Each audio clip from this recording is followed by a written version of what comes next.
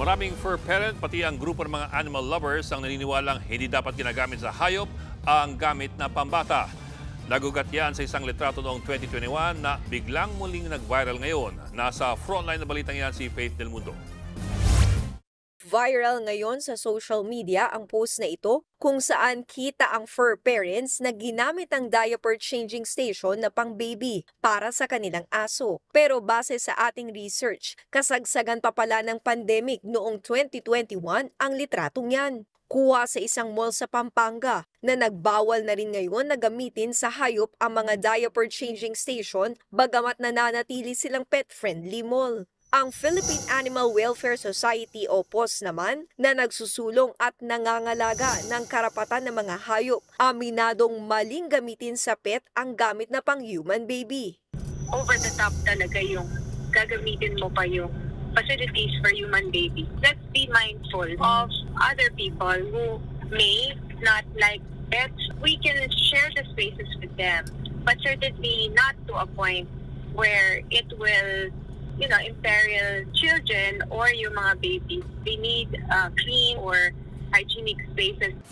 Hindi naman na raw kailangan ng changing station na pang-alagang hayop. Agree naman dito ang fur dad na si Eman Valdez. Madali lang naman daw palitan ng diaper ang kanyang Shih Tzu na si Twixie. Love ko itong aso ko pero hindi ko siya... Iba pa rin ang baby, sensitive skin.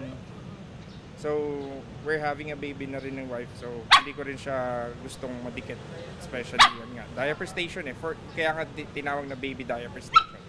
Para naman sa fur mom na si Karen na may 2 French Bulldog, mabuti rin sana kung mabibigyan ng mga pet-friendly establishment na hiwalay ng changing station. Ngayon, parang nakikita ko sobrang madami na talagang fur parents, ganyan. And then, madami na ding establishments na pumapayag na kahit isama sila, kahit sa loob. Ayon sa isang pediatrician, mahina pa ang immune system ng mga sanggol, kaya madali silang mahawa ng sakit, lalo na kapag na-expose sa mga lugar na pinaglalagyan ng mga hayop. As a pediatrician, hindi ako papayag kasi yung aso baka may mga kuto yon, may mga virus o mga kung ano mang meron ng aso, baka magkaroon yung bata. May mga bata na talagang naghihika sa balahibo ng aso o kaya naghihika lang sa amoy lang ng aso.